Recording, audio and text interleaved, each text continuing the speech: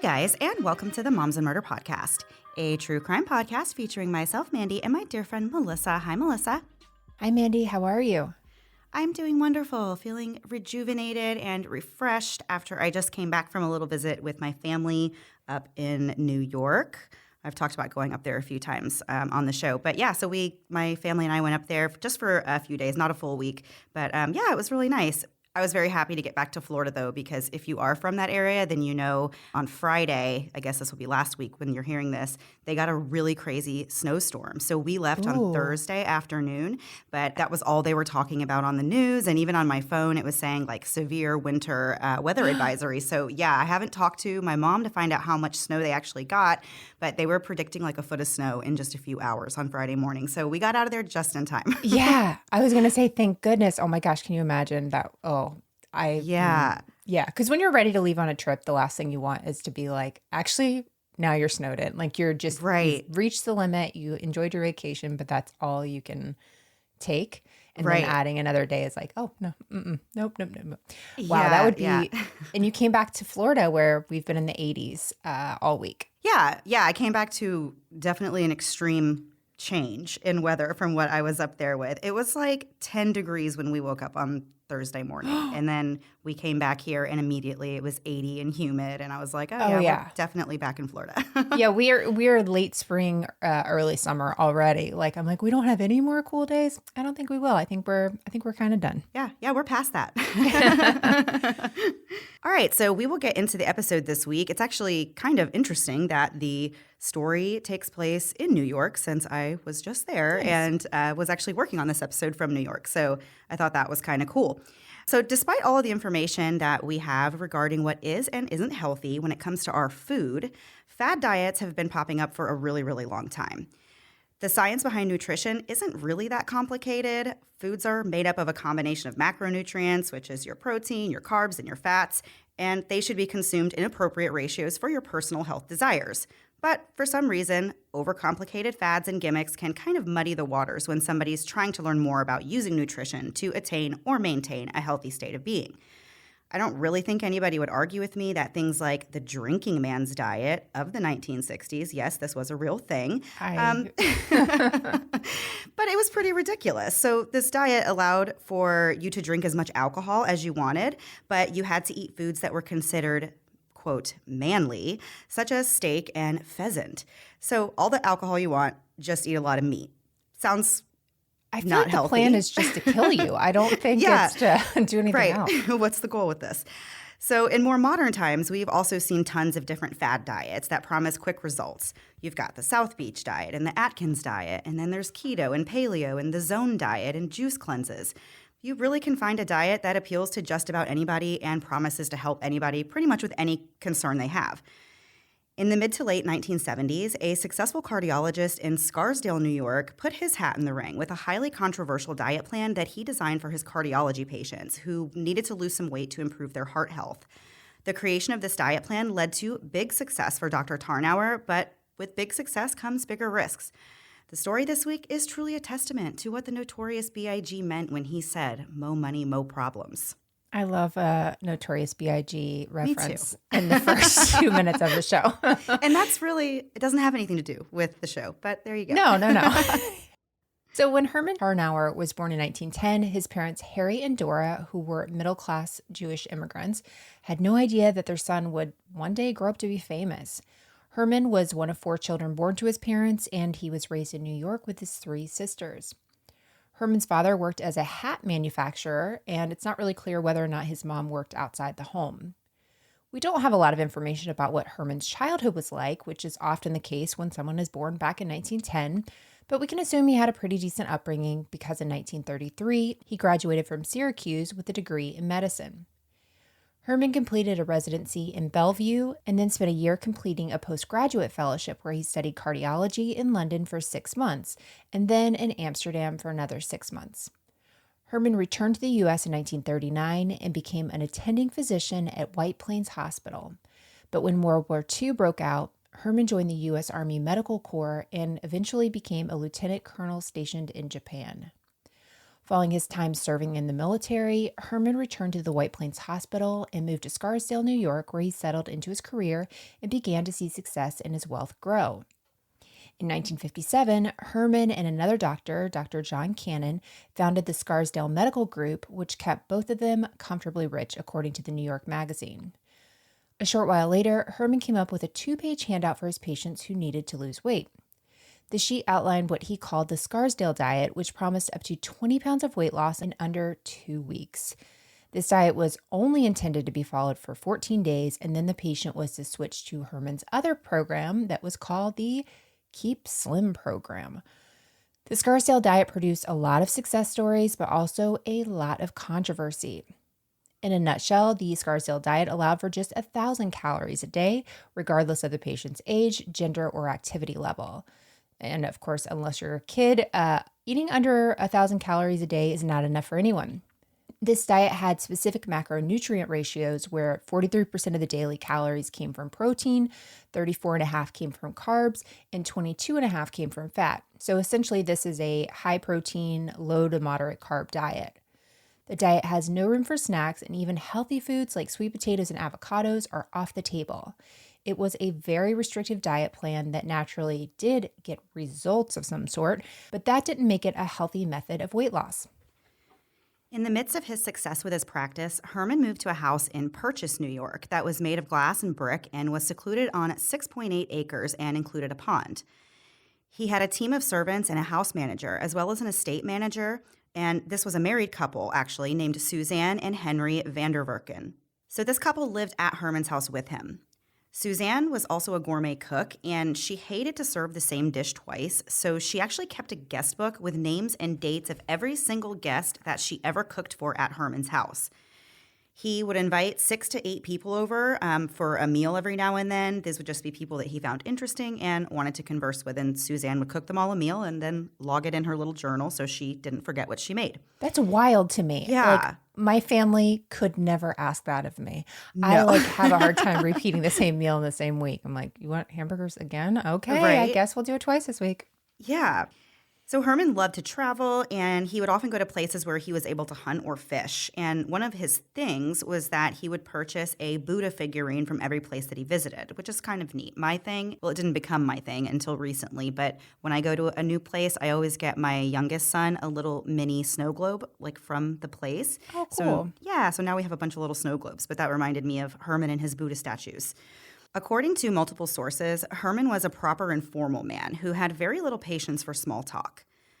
As a result of this, nobody really knew him all that well because he didn't like to gossip, and so nobody really talked to him much. Nobody except the many women that he entertained. Herman was quite a ladies' man, having multiple girlfriends but never getting married. One such girlfriend of Herman's was a woman that he met in December of 1966 named Jean Harris. Although Herman was peculiar about the types of people and conversations that he and Jean really enjoyed each other's company and found many things in common with each other. Soon, Jean was in love with Herman. He was a lifelong bachelor and didn't want to settle down, but Jean seemed to be one of Herman's favorites for a while. Jean Witt Struven was born in 1923 in Chicago. She and her multiple siblings grew up wealthy and attended an exclusive all-girl private school. Her family's money came from her father's position as the vice president of a construction company that built oil refineries and steel plants around the world. She graduated magna cum laude from Smith College in Massachusetts, where she was a member of the oldest academic honor society in the U.S., Phi Beta Kappa. Jean studied history and economics there, and she was known for being a very orderly woman who was very in control of her life and her goals. In May of 1946, Jean got married to James Harris. James was also from a prominent family in Grosse Pointe, Michigan, and the couple settled into a house there.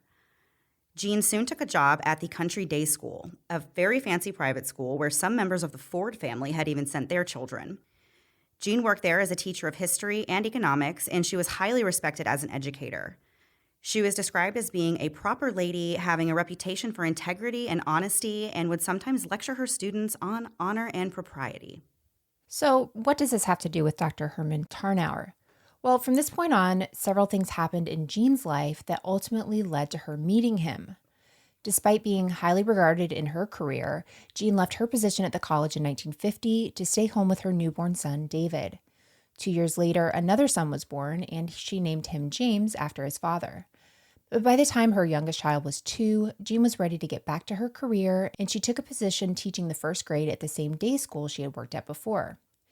This wasn't really Jean's ideal position. She aspired to teach more than just the first grade, but she did enjoy the social prestige that came with working at the day school. Jean became more active and involved in social circles and became more independent. She even traveled to Russia by herself in the late 1950s. In 1964, Jean applied to be the assistant director of the school. She was not selected for this promotion, which was really upsetting for her. That same year, Jean filed for divorce and for custody of both sons. According to friends, James, her husband, really just wasn't as ambitious as her, and the two had grown apart. James also agreed to these terms of the divorce. Jean really didn't confide with anyone about the separation. According to the director of the school, Jean was, quote, ambitious and wanted to promote herself, end quote. So she really rarely discussed personal matters. In 1965, it was really a big year for Jean. In March of that year, the divorce was finalized, and after the spring semester finished, she graduated with a master's in education from Wayne State University in Detroit. Her professors wanted her to go on to get her doctorate, but Jean said that she couldn't get going to school. She has these 2 boys to raise on her own, really. In June, she decided to leave Michigan with the kids. She applied for different jobs and accepted one as the director of the middle school at the Springside School for Girls in Philadelphia. In September of that year, Jean and her sons moved to Philadelphia. Jean bought a house, which she and her sons lived in for the next 6 years. Jean was really not very well liked at this school. She was thought to be a tough disciplinarian, and one staff member even told New York Magazine that it was, quote, a reign of terror.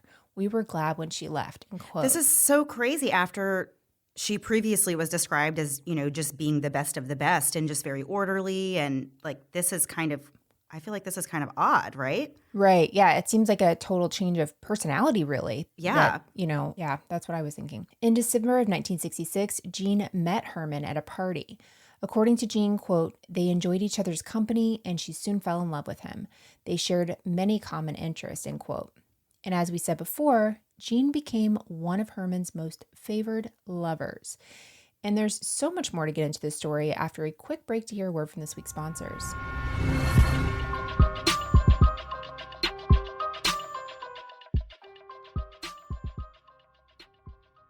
Researching for Moms and Murder helps feed the part of my brain that always wants to know more. Part of that curiosity comes from a love of learning. And what better way to learn something than from someone who is literally the best in their field? With Masterclass, you can learn from the world's best minds, anytime, anywhere, and at your own pace. You can learn knife skills with Gordon Ramsay, improve your communication skills with Robin Roberts, or learn how to design stunning floral arrangements with Maurice Harris. With over 100 classes from a range of world-class instructors, that thing you've always wanted to do is so much closer than you can imagine. As someone who loves all things storytelling and comedy, I jumped at taking a masterclass by the king of comedic storytelling, David Sedaris. I'm in my second lesson, and it's really unlike anything I've ever taken before.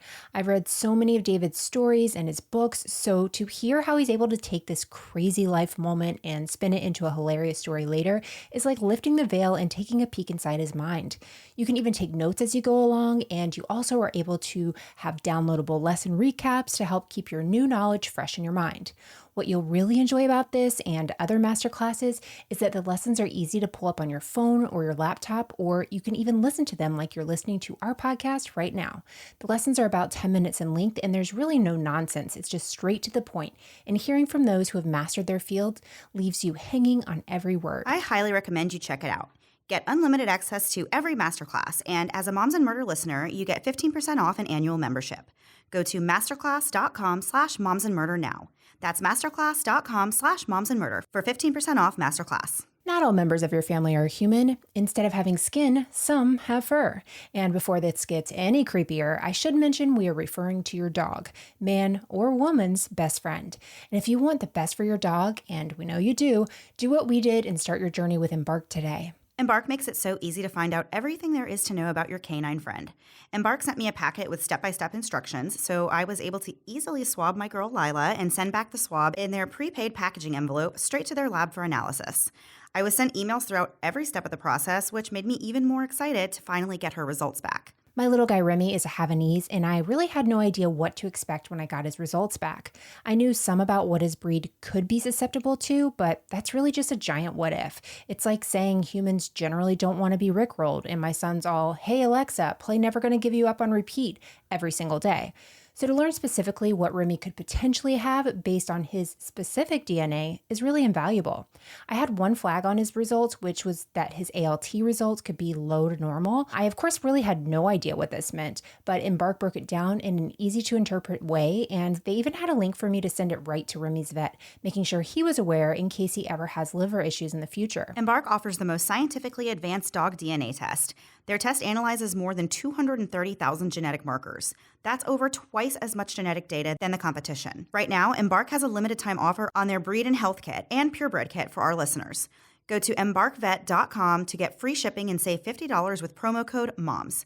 Visit embarkvet.com and use promo code MOMS to save $50 today. And now back to the episode.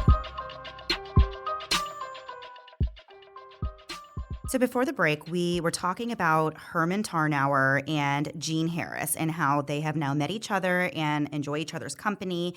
And Jean has started to become one of Herman's really, as Melissa said, more favored lovers. So in 1967, Herman actually started having Jean visit him at his home.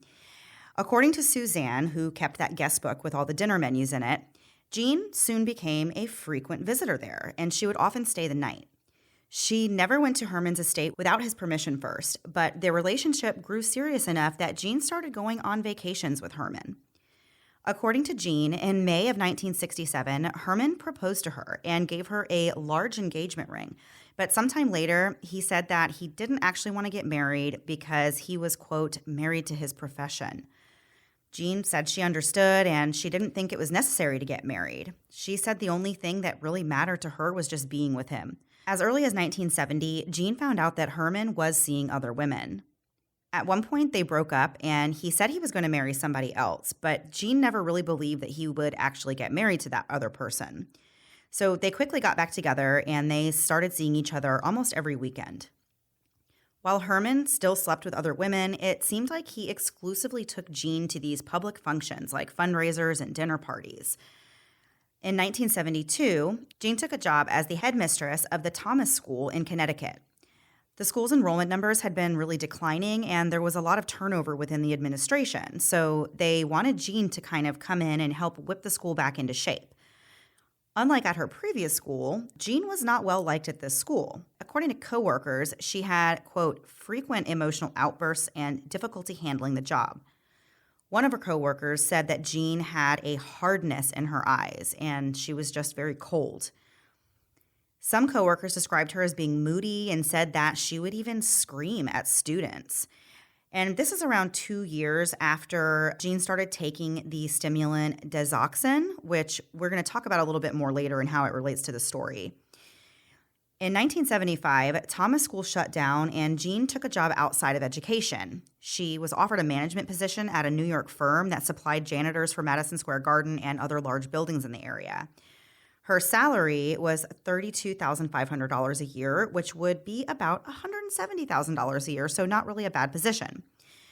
Her sons were in their 20s at this point. This job didn't really last that long, though, because in 1977, Jean decided that she actually wanted to go back to working in education. So she took a job as headmistress of Madeira School, located in McLean, Virginia, which is about 10 miles from Washington, D.C. According to the school's website, it's an independent boarding and day school that educates girls in grades 9 through 12. As of today, the school has 334 students, and 51% of them are boarding students. The other 49% are just day students. The boarding students live in 6 different dormitory buildings on campus. The campus is on 376 acres overlooking the Potomac River, and it includes a student center, classroom buildings, art and dance studios, dormitories, and faculty housing. There's just a lot going on there. It's a whole thing. So because she was taking a $10,000 a year pay cut, which would be like losing $52,000 off of your paycheck today, Jean decided that she would live on the school's campus since they had facilities for faculty members. According to the Washington Post, quote, in 3 years, many students and their parents say Harris proved herself one of the most capable headmistresses in the school's 74 years, end quote, which, again, is another turnaround from the last job she just had where everyone didn't like her. So it's kind of like, what is going on here? She spent many weekends 5 hours away at Herman's place, though, in Purchase, New York. When she did stay on campus during the weekends, she would always leave her door open to her house so that her students could come in and talk to her anytime they wanted. That's so nice, but you would never catch me doing that in a million years. I don't care if I live on a compound with just my own family. Absolutely not. I will keep my door closed. Thank you. I want my children to make an appointment too. Yeah, exactly. So little did Jean know that Herman was back to his old tricks whenever she wasn't around. In the early to mid-70s, he started dating his much younger employee, Lynn Triforos. Lynn was a divorced mother of 2, but despite being 37, she saw something in the 64-year-old Herman. Lynn started visiting Herman at his place, and these visits became more frequent, according to Suzanne in her guest book. Lynn sometimes stayed the night as well, and she also went on vacation with Herman. These are all things that really used to be exclusively for Jean, but now it appeared that Herman was starting to favor Lynn more and to lose affection towards Jean. The more Lynn came to visit for the night, the less Jean was invited over. In 1977, Jean stayed over 63 times. In 1978, 49 times. In 1979, only 26 times. I can't imagine somebody having this much information about me. Imagine having your comings and goings like recorded in somebody's log somewhere. That is so crazy to me. Yeah. Oh my gosh. So Herman continued dating women other than Jean and Lynn, but only those 2 ever stayed the night at his house. Herman even enlisted the help of Suzanne when it came to keeping Lynn and Jean away from each other by making sure that neither woman's personal things were left where the other could see them. Even with these so-called steps in place to prevent a problem, the women did eventually find out about each other. Jean was very hurt when she learned that Herman had been spending a lot of time with Lynn, and the fact that Lynn was so much younger than her felt like really a double whammy to her. Jean was 20 years older than Lynn, and she felt like Herman maybe didn't want her anymore because she was just an older woman now. But the affair that Herman had with Lynn was different than relationships that he'd been in before. Up until Lynn came along, Herman only took Jean to these functions as his date. And now Lynn has replaced her in that role for the most part, although Jean did still get to go to a few things, which feels kind of gross. So Jean felt that this affair with Lynn was really cruelly public, but she did her best to hide her sorrows. One time, though, Lynn took out a small advertisement on the front of the New York Times to wish Herman a happy birthday, and when Jean saw it, she got upset and said to Herman, quote, "Why don't you use the Goodyear blimp next time?" Which I don't blame her. It's a little advertisement on the front page of the New York Times to tell your lover happy birthday. That's like as in your face as you can get.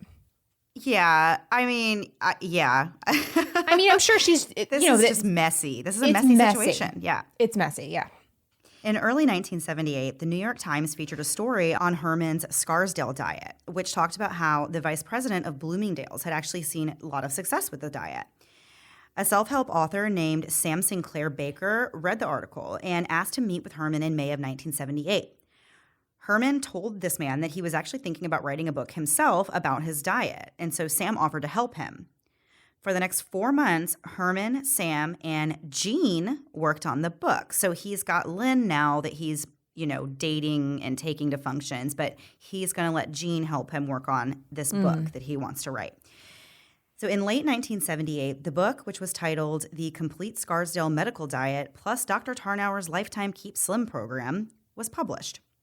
It sold 750,000 hardback copies and 2 million paperbacks, which kind of blows my mind. That's a lot of copies of a diet book. I don't know. Maybe that's normal. I really don't know. I feel like back in that time, like the whole diet craze was so big that it makes sense that people were just grabbing onto anything. Yeah. So from this point, Herman really became a celebrity. He started giving speeches and going on talk shows, and he gave Jean a mention in the acknowledgments for her help with the book, But he also recognized Lynn by naming one of the recipes after her. And I don't know how much of a compliment or a nod to her this is. Maybe this was her favorite dish, but it was spinach delight a la Lynn, which was a recipe for spinach and yogurt. What? But those were the only two ingredients, spinach and yogurt? I guess so. Is this what his housekeeper was making? No wonder she could make so many meals when people came over. She's like, just pick a vegetable and pick a dairy and throw them together. Ugh. And I do want to say, maybe this is just something that we don't eat here in the U.S. So if other people eat spinach and yogurt and think it's good, tell us about it. I want to know how you prepare it that makes it tasty. Because but you know what? If you put spinach and yogurt and fruit in the blender and that's totally different. Good, right? Yeah. Just those two by itself is a shock. I need to know more about that. So because of the health dangers that eventually came up to be, after this diet came out, the book is actually no longer in print. And the Scarsdale diet is, of course, now referred to as a fad diet. So don't go looking for a copy of the book. I mean, you can if you want to. But don't. So in March of 1979, Herman and Jean spent a week in the Caribbean. When they arrived back at Herman's, Jean found that her clothing, which she had been keeping in a closet on the first floor, had been ripped and slashed. Of course, besides the house staff, Lynn was the only other person in the house while Herman and Jean were away. Suzanne told Herman about the incident, but he didn't do anything about it. Around September of 1979, Herman told Suzanne that if Jean happened to call the house and he had a guest over, that Suzanne should just tell Jean that he wasn't there. So this really seems to be kind of the beginning of the end for Herman and Jean. Now he's putting steps in place to actively hide from her whenever she's calling looking for him. It's like, just tell her I'm not here. For the Christmas and New Year's holiday of 1979, Jean and Herman went to Palm Beach, Florida. In early February of 1980, Herman and Lynn also went on a vacation, but they went out of the country. In mid-February, Suzanne put together a small dinner party for Jean's son, David, who was getting married. And Suzanne said this was a joyous occasion. So it seems like Herman is kind of going back and forth. He goes and does something, takes Jean on a vacation, and then he takes Lynn on a vacation. And then the next big thing is he's having Jean and her family over for this big dinner, and then he kind of goes back and hangs out with Lynn. So he definitely is clearly stringing both of them along. So after this party, Jean ended up staying the night with Herman, and she stayed for 4 days. Then she wrote a thank you letter to Herman, which also included some pretty unflattering references to Lynn. So in part, this letter read, quote, "You will never be able to think of men and women as equals, but the truth is, darling, if one of the few women you do admire were to adopt the male equivalent of Lynn as lover and richly rewarded Boy Friday, you wouldn't ask them back to dinner a second time," end quote. I tried to make sense of what this means. I think I get the gist of it. Yeah. But I'm not really sure I don't understand the Boy Friday part. Yeah, once we get to the Boy Friday part, that's where I'm like, hold on. Or she's saying boy howdy, you heard that saying. Maybe that's a Southern way of saying what she's trying to say. I really don't Boy know. howdy, the Southern Boy Friday. Yes. Yeah. So she's clearly upset that he's seeing Lynn. Basically, that's what she's getting at. Sure. So after sending this scathing letter, Jean would never be invited back to Herman's place again. So we're unsure exactly when these events happened, but at some point, Jean received a copy of Herman's will, quote, with Jean's name vigorously scratched out and Lynn's name in Herman's handwriting, written in 3 places, leaving Lynn $250,000 and her children $25,000 apiece. It is weird that she had a copy of his will. Yeah. But how did she get that? Yeah. Who knows? Jean and her sons were left with nothing in this will that he had. So at some point, Herman had been talking at dinner parties about how, quote, every man should have a wife half his age plus 7 years, which I have heard, and I heard it from Tom Haverford on Parks and Rec. That's what your dating age is allowed. Half your age plus 7. Don't make me do the math. Don't make me do the math. How old are you? 35? So you could, according to Tom Haverford, and I guess this guy's rules, half your age, let's say 17, 18, plus 7 years. So you could, socially, it's acceptable for you to be dating a 25-year-old. No. Okay, let's move on. Next. I know. So Jean's confused about these comments until she finds a book of epigrams on Herman's bed. There was a marked page about how an old man should have a young wife. So That's also salty for him to leave that out. So Yeah. Jean later wrote that this made her feel like a piece of old discarded garbage. So just keep this all in mind as we continue in the story. On February 24th, Jean leaves for a long trip for fundraising for the school that she worked at. She went to Denver, San Diego, Seattle, San Francisco, and LA, all visiting schools and alumni and parents of prospective students. Upon returning from this long trip, Jean was met with a series of very upsetting events. First, she found out that her staff found, quote, a basket full of drug paraphernalia and the remains of smoked marijuana. This was found in the dorm rooms of 4 senior students who held positions of trust in the student government. So obviously this is a big no-no at their school. So Jean confronts the girls and they admitted to owning this drug paraphernalia. And as was normal procedure for serious disciplinary problems, Jean then had to call a student council meeting. The meeting was held at her house on March 6th, which was the same day that she returned from this trip. According to an appeal document, quote, she acted as chairman and opinions ran the gamut from demands that the girls be immediately expelled to pleas that expulsion was far too severe. The final vote was for expulsion, but Harris's concurrence was necessary for that action. She directed that the girls be expelled, end quote. Also on March 6th, Jean ran out of that prescription for Disoxin, a stimulant that's used to treat ADHD. This medication was actually prescribed by her lover, Herman, who often prescribed medications for Jean to help with the exhaustion that she suffered due to her position as head mistress. She had been taking it at this point for about 10 years. And so this is a medication that has a high potential for abuse due to its highly addictive nature. It can also lead to suicidal thoughts or psychosis, especially in patients who have a history of depression. Those who have been on this medication for a long time are at a greater risk for having severe withdrawal within 24 hours of being off of it and can last for up to 2 weeks. The physical signs of withdrawal from Disoxin include jitters, fatigue, and dulled senses. Psychological symptoms include anxiety, irritability, and poor memory. In extreme cases of withdrawal, the patient can experience intense paranoia and agitation and be driven to hurt themselves or become physically aggressive towards others. All that to say, this is definitely not a medication that you would just want to quit cold turkey without the supervision of a professional. Within the same couple of days, Jean found out that the board of directors was feeling unhappy with her job performance, and the way that she ran the school had actually recently been harshly criticized in a report by an independent consultant. The report named Jean as the most controversial head of any school in the country and recommended that she be fired immediately, Whoa. which, big yikes. So she wasn't exactly fired, but the board of directors ended up leaving her with the impression that she was on probation. So she realized that she likely would have to just move on. After this happened, Jean became distracted, agitated, and she really struggled to function, which led to a whole lot of people becoming worried about her. On March the 7th, Jean had the nurse at the school give her some shots for anemia, and while she was there, she kind of had a little bit of a breakdown while telling her staff that she would be staying on campus during the upcoming 3-week-long break. It was during this conversation that she just became really upset. After she talked to them, she canceled an appointment that she had scheduled for later that afternoon, which was something that she never did. She always made her appointments. For the weekend of March 7th through 9th, Jean called Herman every single day to see if he was home. He was home, but Suzanne told Jean that he wasn't, since that's what Herman asked her to say when he had guests over. Right. And unbeknownst to Jean, Herman did have a guest over that weekend, and it was Lynn. During the weekend, students stopped by Jean's house like normal. They found that her front door was wide open and her house was a complete mess, which again was strange for her because she was very meticulous and always kept things clean. But this time there were clothes all over the floor and the kitchen hadn't been cleaned in possibly a week. And they noticed that she wasn't even in the house. So the girls that had tried to go visit her just left. Jean spent her time that weekend writing a new will and a long letter to Herman. The letter referenced a lot of things that Jean had put up with in regards to Herman's treatment of her during the course of their relationship.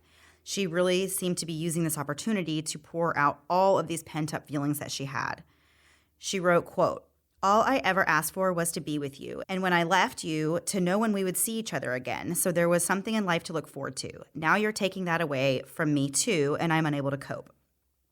She referred to a luncheon that she attended with the doctor, which Herman had discussed Lynn and her wonderful family, and of course right in front of Jean. And so she brought this up in the letter and said, quote, "I can't imagine going out to dinner with you and telling my dinner partner how grand another lover is," end quote, which I will give her that. Like, that's pretty messed up. Yeah.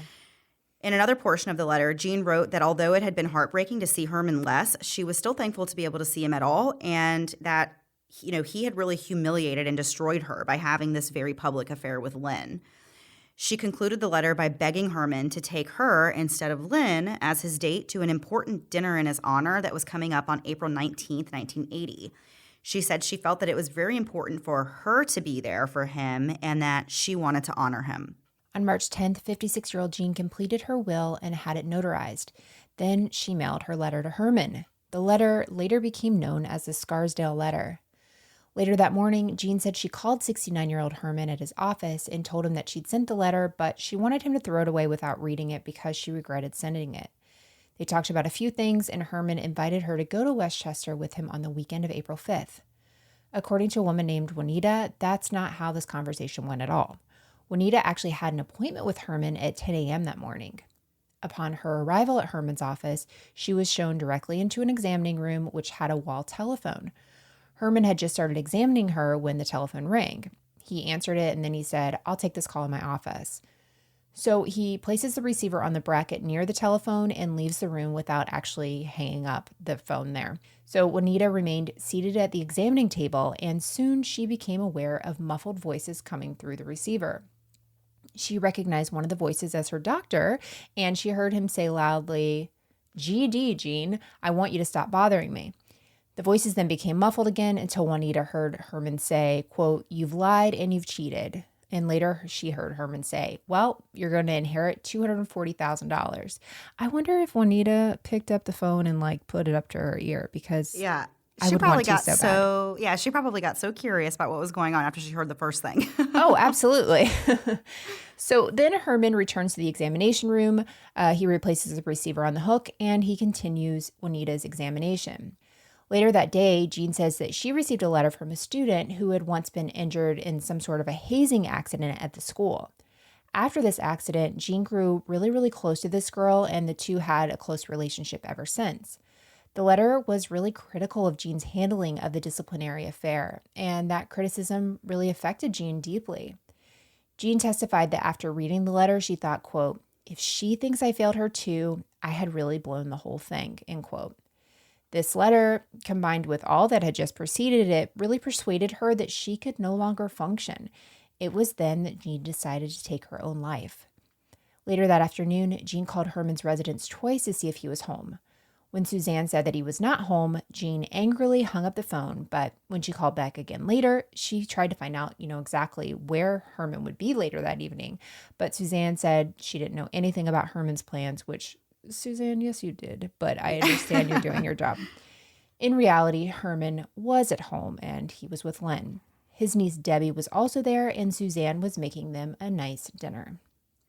Jean then wrote several letters and notes, including one to the chairman of the Madeira School Board of Directors, in which she said, quote, "Next time, choose a head the board wants and supports.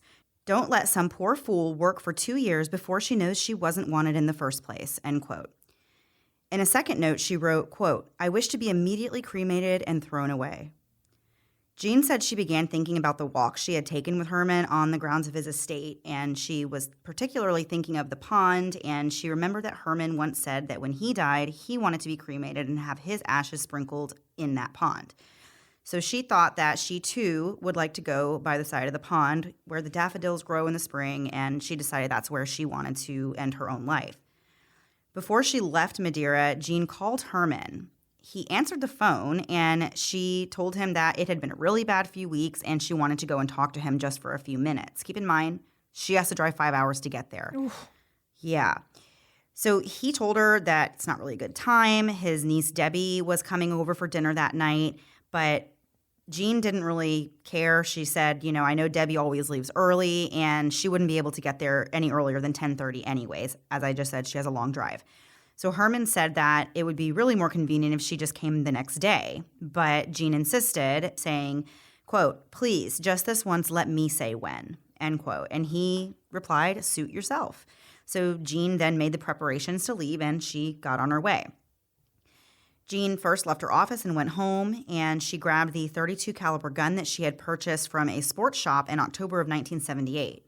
She purchased that gun telling the salesman that she wanted it for self-defense. She put a bullet in it, and she took it out on the terrace. She pulled the trigger multiple times, and on the third or fourth try, the gun fired. So now that she knew that the gun actually worked, she took multiple bullets and filled 5 of the chambers with a bullet. She was thinking to herself that, she didn't want to risk not being able to complete her suicide. She wanted to make sure that all of the rounds were full. What she didn't realize was that she actually left a 6th chamber empty. Jean said that she left her house and got into her car, and on the passenger seat, she found a bouquet of flowers that had been left there by a teacher who had been just concerned about her state of mind, and this will come up again later. Before she could start on her 5-hour drive to Herman's, she had to get gas. So she drove to the superintendent of buildings and grounds at the Madeira school and asked the superintendent if he would fill her car up with gas instead of her going to a gas station, because she said she was late for a dinner party and she was afraid that there would be a long line at the gas station nearby. So the superintendent agreed, and he filled her car with gas, and he didn't notice anything unusual about Jean that day, except that she did appear like she was in a big hurry. Jean later said that her drive to Herman's was peaceful because she was content with the knowledge that she had finally come to the end of the road. Meanwhile, Herman got home from work. He read the newspaper, then he went upstairs to get ready for dinner. Debbie and Lynn arrived together at 7 p.m., and dinner was through by 8. After dinner, they all celebrated Suzanne's birthday with a cake that Lynn had brought. Then Lynn and Debbie left together around 8:45 because the weather was rainy and stormy that night. Around 5 minutes later, Herman goes upstairs to his room. According to Suzanne, if Herman was expecting a guest, he would leave the light on at the top of the outside steps. When Herman went to bed that evening, though, he did not turn the light on. So that really begs the question, did Herman forget Jean told him that she was coming by that evening, or did Jean lie about this conversation? After finishing up their duties, Suzanne's husband, who was the estate manager, Henry, he went to sleep. And Suzanne stayed up for a little while painting and watching television. At around 10:30 that night, Jean showed up and stopped right in front of the steps. She was surprised because she didn't see that light on, but she thought maybe Herman just left the door ajar for her.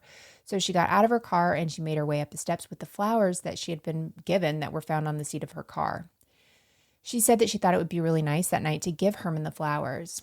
So when Jean got to the door, she realized it was locked, so she made her way through the garage to let herself in the way that she normally would. Jean walks up the first floor and notices that it was dark and quiet, so she called up to Herman from the bottom of the stairs, and then she walked up them while still calling out his name. When Jean got to the top of the stairs, she could hear Herman stirring, so she walked over to the edge of his bed and flipped on a light. Herman was not thrilled to be woken up that night. He told Jean that he wasn't interested in talking to her in the middle of the night, but after driving for 5 hours, Jean wasn't really ready to give up that easily. After all, he's a doctor. He's used to getting up all kinds of times, in the middle of the night with patients. So for her, she was like, he can get up and talk to me. I drove all this way. So Jean stays and waits for a while Herman lays there hugging a pillow and pretending to be asleep. After a few minutes, Jean gets up and goes into the guest bathroom and finds several items belonging to Lynn, including a piece of lingerie. So naturally, seeing these things in the bathroom sent Jean into a tailspin. This plan was not working out as she had hoped. She really drove all this way because she just wanted Herman to pay attention to her for a few more minutes before she carried out her planned suicide, but he just wasn't having it. So Jean, in her anger and frustration, picked up a box of curlers from the bathroom and threw them. Not in any particular direction, she just picked them up and threw them, but they ended up breaking a window. So Herman finally gets out of bed and he comes into the bathroom very angry. And in all this commotion, his arm swung out and he hit Jean in the face. So this caused Jean to become even more angry, and she started looking for something else that she could throw. And she ended up smashing a cosmetic bureau of her own that had her own things in it, and all the contents that were inside of this kind of flew everywhere and scattered all around the floor. Then she says Herman hit her again, which made her retreat, and she went back to sit on the edge of his bed and allegedly told him that she wished he would hit her again, but hard enough to actually kill her. Herman did not hit her again after this point. He just walked away from her and walked around towards his bed. There was 2 beds in the room. There were 2 twin beds, which I think was common at that time. I thought that was like Lucy and Desi. I I didn't don't think know. that Maybe was I'm like real wrong. life. Well, maybe he was born in 1910. Maybe he was very old fashioned. I don't know. There was 2 beds because Sure. in the research she would describe one bed as his bed and one as he was close to my bed. So I was like, okay. Hmm. I guess that's just how it was. They didn't sleep in the same bed. So he walked towards his bed. And at that moment, Jean grabbed her purse because she was going to leave. But then she picked up her purse and felt the weight of the gun and remembered that she actually had it with her. So she took that out and put it to her head and threatened to take her own life right there. So as Jean is raising the gun to her head, she's fully prepared to pull the trigger. But then Herman lunged toward her and pushed her hand away. But the gun went off and actually shot Herman in the hand. Herman went into the bathroom to assess his injury, and Jean stayed in the room looking for the gun. She says so that she could use it on herself before Herman came out of the bathroom. Jean found the gun under one of the beds in the room, and she bent down to pick it up. But Herman came back and tackled her, and he was able to get the gun from her. Herman then buzzed the buzzer in his room that was meant for calling the staff if he needed something. And of course, Suzanne is surprised to hear the buzzer going off this late at night. So she called up to Herman's room to see what was the matter, but all she heard on the other end was silence. Eventually, Suzanne could make out Jean's voice along with some yelling, banging, and eventually a gunshot. Suzanne ran back to her husband, Henry, and told him that she heard a shot and that she knew Jean was in the house. And she said they should go upstairs because something is definitely wrong. Henry said, "We need to call the police." So they tried to call from the kitchen, but the phone didn't work. So they ran back to their room, which had a private line, and called the police. At this time, it was 10:57 p.m. Henry then ran out of the house and asked a neighbor for help. While doing this, he saw Jean driving away in her car. From the house, Suzanne found the front door open and also saw Jean drive away. Suzanne raced upstairs to Herman's bedroom and saw him kneeling between the 2 single beds in the room. The telephone receiver was near him on the floor, and his pajamas were bloody, and he had blood on his back. Suzanne ran downstairs to the telephone in her room to try to call for help. When she couldn't get through, she returned to the kitchen and saw Jean coming up the steps with a police officer behind her. Crazy. At this point, you're probably wondering what the heck is going on. Well, according to Jean, while Suzanne's on the phone listening, Jean has managed to grab the gun back from Herman, who then grabbed her wrist the way you would if you were just playing like tug of war.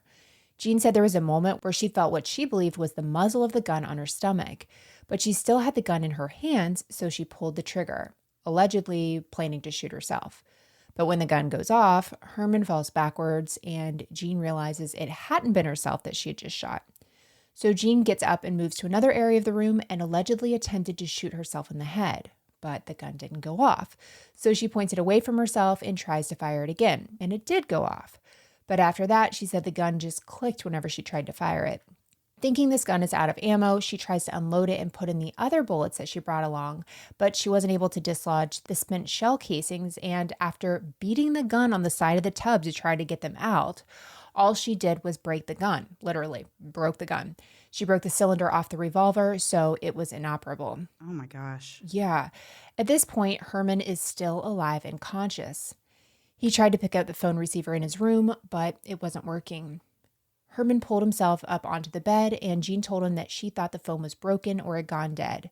Herman replied, "You're probably right," and Jean helped him get on the bed. Jean alleged that Herman looked exhausted, but didn't look like he was in grave condition, so she ran downstairs and told Suzanne that she was going to call for help. Her plan was to go to a nearby community center that had a phone, but she ended up seeing a police car with flashing lights, so she stopped to tell him. Officer Brian McKenna had been responding to a radio call, which directed him to the residence to investigate a possible burglary in progress. He received a subsequent transmission warning him of shots fired. On his way to Herman's house, he saw Jean's car making a U-turn. He followed her back to the residence and into the driveway. When Jean and the officer pulled up in front of the house, Jean ran to the patrol car and urged the officer to hurry. As they ran up the steps, they encountered Henry and Suzanne. McKenna asked who had done the shooting. Henry was screaming hysterically and, of course, pointing at Jean, saying she's the one, she's the one who did this. So all of them then go up to Herman's bedroom. Upon getting there, the officer saw that Herman was crouched on his knees and was leaning up against the headboard. There was a telephone on the floor right next to him, and he had blood all over his body. Checking Herman for vital signs and finding none, the officer raced back to his vehicle and radioed headquarters for an ambulance and then grabbed a resuscitator. Suzanne knelt on the floor beside Herman, taking his hand and speaking softly to him. Jean then laid across the bed and caressed his face, and she was saying, quote, "Oh, hi," which is a nickname she had for him. "Why didn't you kill me?" End quote. This is bizarre to picture like this whole thing unfolding, and now this is what she's doing. Jean observed that Herman, quote, "was trying to talk to us then too, but he couldn't speak. And not 3 minutes before, he spoke perfectly clearly," end quote. So Officer McKenna came back to the room, and Herman was placed on his back, and McKenna began administering first aid to him. Herman actually resumed breathing. While they were waiting for an ambulance, other officers were arriving on the scene, and they directed the women to go to the foyer. One of the first officers to respond to the Tarnower home was Detective Arthur Siciliano. When he entered the house, he encountered the two women standing in the foyer, and he identified himself as a detective and asked them what happened. Jean said simply that the doctor had been shot, and the detective asked where he was, and Jean said that he was upstairs. And when he asked who did it, Jean replied that she did. The detective then placed her under arrest and advised her of her constitutional rights. Jean responded that she would waive her rights and tell the detective what happened. So he asked Jean where the gun was, and she told him that it was in her car. And he went out to her vehicle and did recover the revolver from the front seat. The detective noticed a bloodstain on Jean's blouse and a bruise on her lip, on her eye, and her arm. So he asked her if she needed any medical assistance, and she said that she did not. The detective then asked Jean for a full account of the events of the evening. She told him that she had driven up from Virginia with the hope of being killed by Herman. She then hesitated a second and said, quote, "He wanted to live. I wanted to die." She hesitated again and said, "I've been through so much hell with him. I loved him very much. He slept with every woman he could, and I had it," end quote. Jean then handed the detective a piece of paper containing a list of names, and she said that she recently prepared this list and that the people named were to be notified in the event that her wishes were carried out. She also stated that she had no intention of returning to Virginia alive. And we are going to get into the rest of the story after one last break to hear a word from this week's sponsors.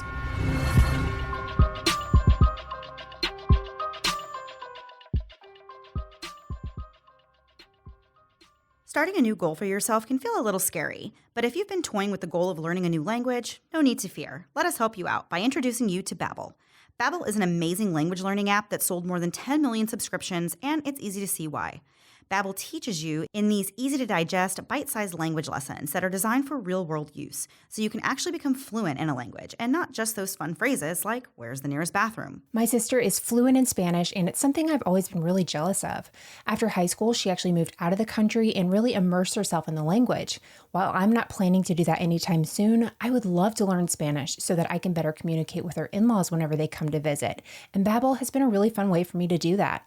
What I love about Babbel is not only could I pick from one of 14 different languages, including Spanish, French, Italian, and German, but in addition to the lessons I can take, I can also access things like games, videos, stories, live classes, and even get this, podcasts. With these 15-minute lessons, I'm able to learn Spanish in a way that I actually enjoy doing, and I always really look forward to these new lessons.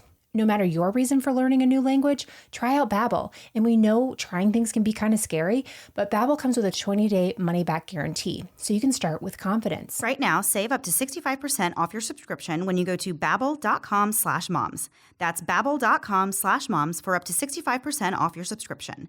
Babbel, language for life. If you're looking for an easy and delicious way to up your fruit and veggie game, look no further than Daily Harvest. I always set goals for myself to eat more fruits and vegetables, but if it's not easy, I'm just not going to do it. I heard about Daily Harvest last year, and I really wanted to give it a try. So when the opportunity came up, I jumped at it. I knew Daily Harvest would be an easy way to get more fruits and vegetables in a day, but I didn't know that it would be so delicious. Take, for example, their Harvest Bowls. I'm obsessed with the sweet potato and wild rice hash because it's not only filling, but it's mouth-watering good. I'm always trying to add more sweet potatoes into my diet, and this is a delicious and easy way to do it. Plus, you can feel good with your purchase of Daily Harvest since they use recyclable and compostable packing and invest in organic farming practices, as well as reducing food waste, making you feel even better about purchasing from them. Daily Harvest has everything from harvest bowls, flatbreads, smoothies, and more, and it's all built on organic fruits and vegetables. But the magic of Daily Harvest is that it's delivered right to your front door. All you need to do is throw it in the freezer until you're ready to eat it. There are no bad options with Daily Harvest, but their smoothies are my jam. I throw the ingredients into the blender, blend it up, and I am on my way to Flavor Town, like with one of my favorites, a delicious chocolate and blueberry smoothie that's packed with good-for-me things like almonds, spinach, and bananas, but it tastes like dessert. Daily Harvest makes it easy to feel good about what I'm doing for myself and the planet. Go to dailyharvest.com/moms to get up to $40 off your first box. That's dailyharvest.com/moms for up to $40 off your first box. dailyharvest.com/moms. Hey guys, as you know, I'm someone who loves knowing a little about everything. I love the news, I love entertainment, I love it all. But sometimes I don't have enough time to get all the information, all the little details and the minutia of everyday news because my goodness, it's constantly going.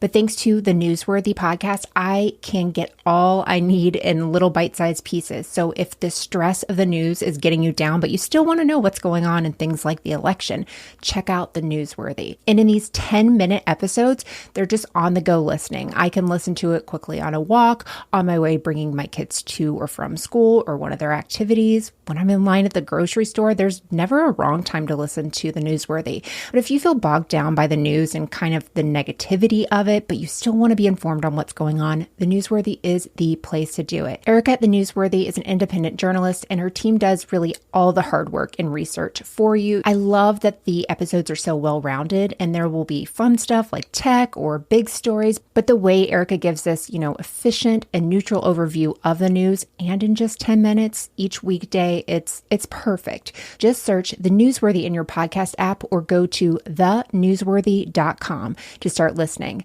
Again, search for the podcast The Newsworthy, 2 words, The Newsworthy, to make staying informed easier and more enjoyable every weekday. And now back to the episode. So before the break, Herman has been shot and police and investigators are really just trying to figure out what on earth has gone on in this house that night.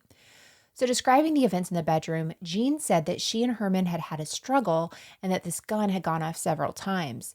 She said that she had asked Herman to kill her, but that the doctor had said, quote, "Get out of here, you're crazy," end quote. They started to struggle again and the gun goes off several times. Jean admits that the gun was hers and said, quote, "I remember holding the gun and shooting him in the hand," end quote. She said she had no idea really who was in control of the weapon. Tears came to her eyes and she asked if she could see Herman. The detective replied that he really didn't think that would be a very good idea. As Jean and the detective spoke, officers were bringing Herman down the stairs on a stretcher. When Jean saw Herman, she fell into the detective's arms and appeared to faint. The detective called for a doctor, but Jean immediately stood up as if nothing happened, and she announced that she did not need a doctor. After Herman had been removed from the home, Jean turned to Henry and in a loud voice asked him, who had been there that night for dinner. Henry directed his response to the officers. He then asked them to remove Jean from the premises as quickly as possible. A few minutes later, Jean spoke with the lieutenant who had arrived at the scene, and she told him that it was ironic that Herman was dying and that she was alive since it was he who wanted to live and she who wanted to die. This officer ended up advising her of her constitutional rights, but Jean protested that she had already been given her rights 3 times. He then asked her if there was anyone she wanted to call, and she asked to call a lawyer friend in New York City. She obtained the number and she was permitted to enter the house again to try to call this attorney. She actually had to be helped into the house because she, quote, "walked so unsteadily that it looked like she couldn't make it under her own power," end quote. An officer later testified that he heard Jean say into the telephone, quote, "Oh my God, I think I've killed Hi," end quote. When Jean completed her conversation with the attorney, the officer spoke with the attorney. After the telephone call, Jean was escorted out of the house. She passed an open door which led to a bathroom. She stopped to look in the direction of a mirror. Touching her face in the area of her mouth, she said as if she was speaking to herself, quote, He hit me a lot." Meanwhile, Herman was being rushed by police ambulance to St. Agnes Hospital. Dr. Roth, a police surgeon, rode with him. But sometime during the trip, Dr. Roth lost Herman's vital signs. His attempts to administer emergency aid were not successful. At the hospital, attendants rushed Herman to surgery, but the physicians were unable to revive him, and he was pronounced dead. Jean was driven to the police station where she was charged with assault. 2 attorneys soon arrived and started speaking with Jean, but their meeting was interrupted when an officer came in to inform them that Herman had actually died and that the charges against Jean were now going to be upgraded to murder and that Jean would be going to jail. Jean had a very difficult time in jail. She cried a lot and she felt suicidal, especially at the thought of this Scarsdale letter being made public. She was put on antidepressants and other medication. Later, Herman's will was read, and it was found that he had left Jean $220,000, which of course she is not going to be able to get if she's found guilty of murder. He also left Lynn $200,000 plus $20,000 for each of her 2 children. The police officers began examining the scene. The room was in disarray with items of Lynn's clothing, curlers, and jewelry strewn all about. They discovered bloodstains on the bed and 2 trails of blood apparently leading from Herman's bed to the bathroom and back. They also discovered a bullet hole in the glass door leading to the deck outside the bedroom and later recovered a bullet fragment from a post on the deck. A bullet was also discovered lodged in a headboard, and the bathtub in the guest bathroom was chipped. The next day, Dr. Roth performed an autopsy. He found 4 separate bullet wounds, one in the right upper chest, the right shoulder, the right arm through the tricep, and the thumb and index finger on the right hand. On November 21st, 1980, Jean's trial began in Westchester County. It wasn't moved to a different area. Her trial, though, was a huge media sensation. Many people felt sympathy for her, believing that Herman was this womanizer. And others felt like Jean killed Herman out of pure jealousy over his younger lover. Because Jean openly admitted to shooting Herman, the trial was really to decide if she shot him on purpose or whether or not it was an accident. The chief medical examiner, Dr. Lewis Roth, testified that Herman's wounds weren't consistent with the struggle for the gun. Dr. Roth also said that the bullet that had entered Herman's hand had gone on to cause his chest wound. Basically, what they're saying is that Herman had his hand over his chest whenever Jean fired, and the bullet went through his hand into the heart. This showed that Jean's story about shooting Herman in the hand only was untrue. The defense called Herbert Leon McDonnell, the director of the Laboratory of Forensic Science. McDonnell, a noted consultant in criminal cases, has special expertise in blood spatter analysis. McDonnell took measurements and examined the scene in an attempt to reconstruct the position from which each bullet was fired. Based upon his analysis of the blood spatters, he concluded that after having been wounded, Herman probably walked from the bed to the bathroom and back to the bed. He also was of the opinion that 4 or 5 of the spent cartridges found in the cylinder of the weapon had been double struck by the hammer. This fact, coupled with the position of the cylinder when the gun was recovered, led McDonnell to offer the following sequence. First, the weapon was fired 4 times. The hammer then fell on the empty chamber. The gun was then fired 1 more time, and the trigger was pulled either 4 or 5 additional times, with the hammer falling on spent cartridges and possibly again on the empty chamber. Former Westchester County Deputy Medical Examiner Dr. Francis Ryan, who later became the Chief Medical Examiner in Maine, testified that the chest wound and the hand wound were 2 separate injuries, which showed that Jean's story could actually be true. According to an appeal document, the prosecution's theory was that, quote, Jean, who had been Herman's paramour and companion for nearly 14 years, went to his home on the evening of the shooting and, acting out of a jealous rage over the doctor's relationship with a younger woman, deliberately shot and killed him, end quote. The prosecution used this Scarsdale letter as evidence of Jean's state of mind. Jean testified that things she wrote in the Scarsdale letter, quote, accurately reflected her troubled state of mind when she wrote it, and she described it as shrieking with her pain, end quote.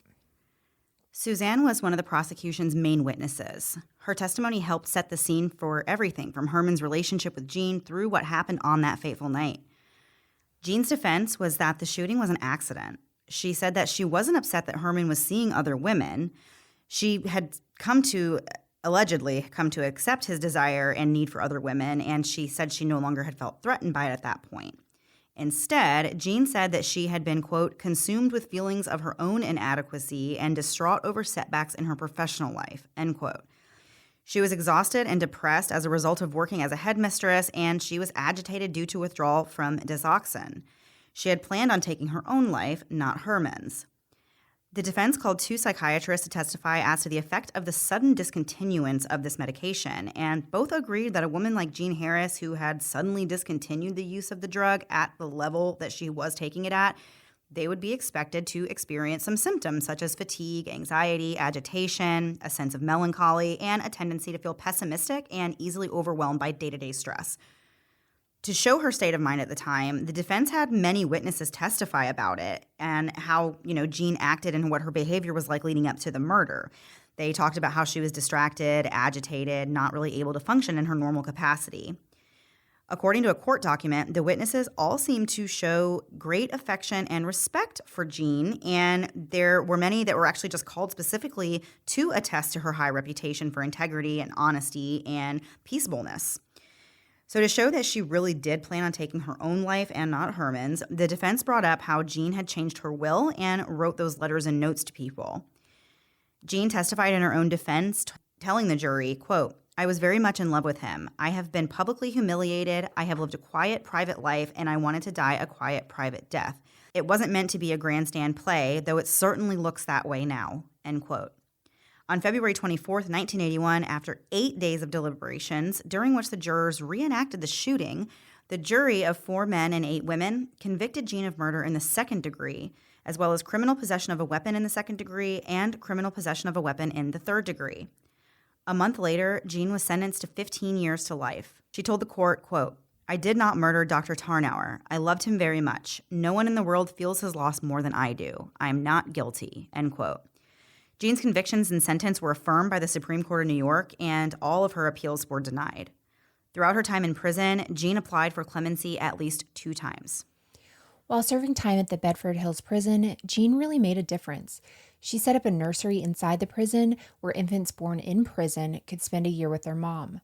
She taught classes for expectant mothers on parenting skills, and the nursery is still open to this day. Jean also organized the prison library and tutored inmates studying for their GEDs. Jean wrote an article for New York Magazine about prison conditions, describing a humiliating search of her body by a guard, according to the Washington Post.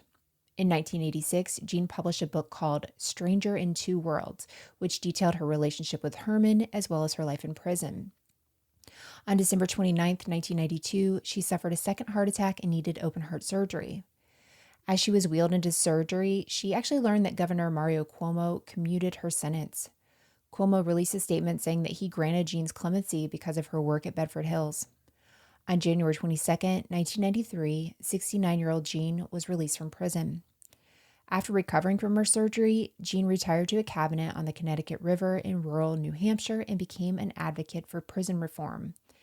She also created an organization called the Bedford Hills Children's Foundation to aid in the education of prisoners' children. She was able to raise millions of dollars. Jean never wanted any fame. She spent time gardening outside her cabin, writing, and walking with her golden retriever. On December 23, 2012, Jean passed away at an assisted living facility in New Haven, Connecticut. She was 89 years old. Wow, what a story. Honestly, it really is. And I honestly don't even know how I feel about it. I think what she was able to do after was amazing. I don't think she went there. I mean, they weren't really saying that she went there with the intention of killing him, but I can definitely get behind the theory that she never intended to hurt him, and she did intend to hurt herself, and things just absolutely went crazy that night. Oh, yeah, definitely. I don't really think she had any business going over there that night, No. but yeah, definitely a crazy story. I'm not really sure. I don't really know what my opinion is about this one. I don't either, but I think what she was able to do after whatever actually happened is truly amazing. It is. Yeah, and I do love that part of the story. Yeah, and I think that clemency made a lot of sense for that. But yeah, that was, wow. I learned a lot in that story for sure. Yeah, me too. All right, Melissa, so we're going to move on to the last thing before we go. We have a little treat for those of you who enjoy television. Which is everyone but you. I know, it pretty much is everyone but me. So if you don't watch a lot of TV, then maybe you don't know about the show Love is Blind on Netflix. They just released their second season earlier this month, and I did watch Love is Blind season 1 with Melissa, and we talked about it at the end of that season, and now I watched the second season. So I'm excited because, as everybody knows, I don't normally watch TV, and Melissa like sometimes has a hard time convincing me to watch TV shows. So I'm very excited to talk about this one.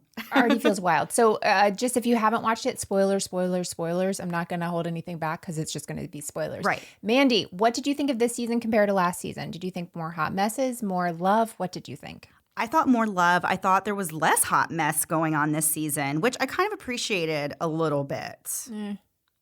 What did you think? You thought it was worse than last season? I loved it equally. It's one of those shows that I can get, like, I am going to binge it. It's just, it's so bingeable, first of all.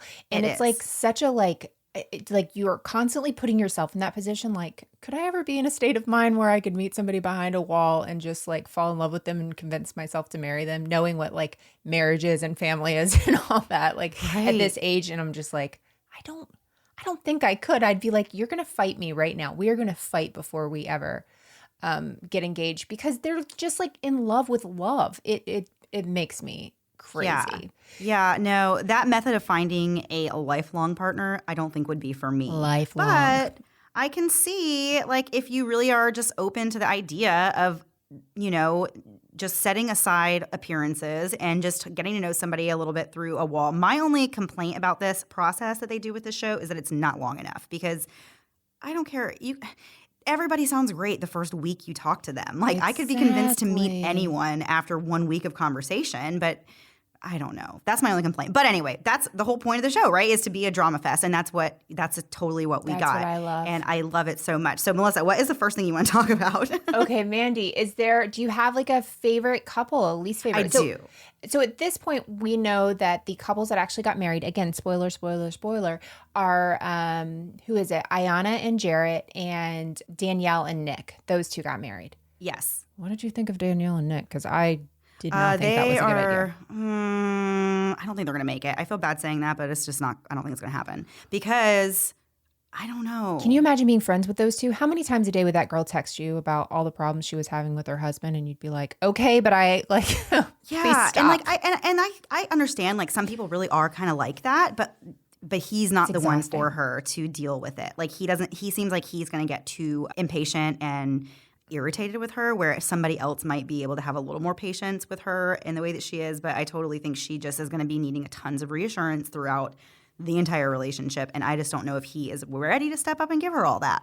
Yeah, and I liked her. I really especially the beginning, I really, really liked her. And I think they're both nice people, but you can see like the clash there, where you're like, oh, if you're always like overanalyzing every situation that happens, and he's like, I can't do this anymore, this is going to be a huge issue. Mandy, what did you think Salvador and Mallory?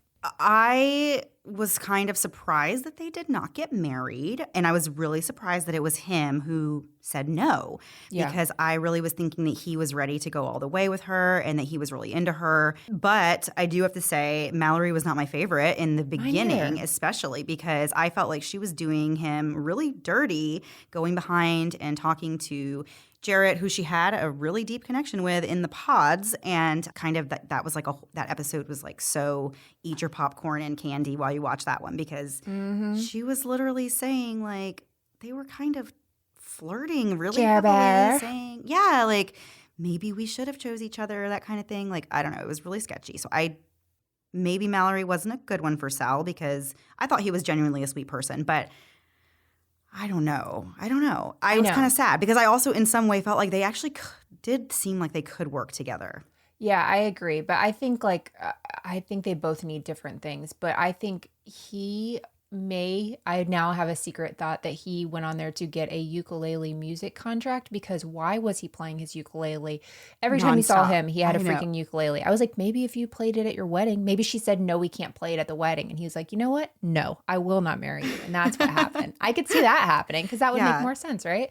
Yeah. Well, my husband watched it with me, all the episodes, which is kind of funny and nice and sweet. But he was saying about Sal, he was like, either this guy is always high or he's always about to cry. Like, he always has that look in his eyes, like they're just like he's about to burst into tears. Yeah. And I think you and me talked about how that would kind of be exhausting because he does seem the type who's just very sensitive and sweet and would need to have a lot of like deep conversations all the time. And if you're also into that, then cool. He's way too nice for me. Like I don't need somebody being that sweet. Like I'd be like, what is wrong? What are you doing? Like what are you doing behind my back? That's what I would want to know. I wouldn't trust the situation. Okay, let's go to, I'm thinking of these all off the top of my head. Ayanna and Jarrett. Did you love Ayanna? I love them as a couple. They were definitely my favorite couple of the season, and I really am rooting for them. I hope they go far in life. I think they will, actually. She is like the sweetest person I've ever even seen on TV or otherwise. Like she just is so sweet and such a nice person. You can just tell. And but I don't think he's a bad guy either. I think he's really good for her. And I think like one of their big things was that he just kind of is a guy's guy and likes to hang out with his friends and go out a lot. But I think he will rein that in for her when they get married. And I love them. I think they're so adorable, and I can't wait for them to have a baby. I know. Oh gosh, that baby will be so cute. But also, like I think that could work though with him being a guy's guy and like wants to go out and she's like a homebody. Like that kind of gives you your space too. Like okay, you go hang with your friends and then come back. As long as it's not excessive, but yes. Sure. But like that is a good situation for me. Then that's a quiet house. Me too, right? Please. Please have more friends. Leave. Exactly. Okay, who else do we have left? Oh, Shane and Natalie. Shane and Natalie. Okay, and then we have one more after that. So Shane and Natalie. I saw the red flags with Shane right away. Him and what's her name would have been great together if you wanted to see a lot of drama. Here's my secret suspicion. Next week is a reunion. I think Shayna and Shane are going to get together. Oh, they probably will. But that's like really funny because I feel like that's going to be really hypocritical of her because he is like her whole reason for not wanting to stay with the guy that she chose was because they didn't have the same religious beliefs. But Shane didn't say anything on the show that would lead me to believe that he would be a good fit for Shayna if that was her reasoning. No, his whole thing was, what are you wearing? Yeah, exactly. So it kind of doesn't fit. I don't know. So, but whatever. More power to them if they try. I think that would be a definite train wreck because they both seem like they got hot personalities. I know. Way to go, Natalie, though, because I thought she was going to go through with it. So I'm glad they had that crazy fight, which how terrible. I mean, I'm not glad they did that. It's such a mean thing to say to someone. I know, but good thing she found out that he could be that way, like, before That's they why I'm saying you should fight before. Like, you should have to fight. But he had a couple of things, even that were aired on the show, that, like, indicated to me that he could be nasty like that. I could see it easily. I was like, this is the kind of guy who gets mad and punches a wall. Like, you can just see it. Well, remember the baseball game? Yes. Oh, my gosh. Like, you're mad because you didn't hit a baseball? This is not going to go well at all. No. Yeah. Okay, who's left? My finale is Shake and Deeps. Deeps is the MVP, right? She's totally the MVP of the whole thing. We don't need a Lauren and Cameron this year when we have Deeps. I mean, I love Ayanna and Jarrett, but Deeps is everything. I'm obsessed with her. I am too, and I totally supported her decision to be like, no, you know what? I deserve way better than that. Like, I don't want to just be somebody's best friend who, like, they don't have any other attraction to me. Like, that's not what she wanted. That's not what she was looking for. And openly has told several people. You remind me of. And even her. Like, I mean, he told her, like, listen, it's not natural for me to have this physical attraction to you. I'm like, well, ouch. Like, how are we going to go get married then? Like, that's really awful and terrible, And, like, it was nice that he listed off all these other great things that he liked about her. And I think that's really, sweet of him to let her know all the good qualities that he thought she had. But at the end of the day, like, you're not there to make a best friend. You're there to find a spouse. So I was proud of her for just saying, nope, I don't think that he's the one for me. Well, and he basically was like, I do like all these things about you. So you should just marry me. You know what I mean? Like, I can look past my attraction. So you should marry but then me. whenever he said he thought she looked like his aunt, I was like, okay, this is a little too much. And then I knew, I was like, it's not going to work out. Because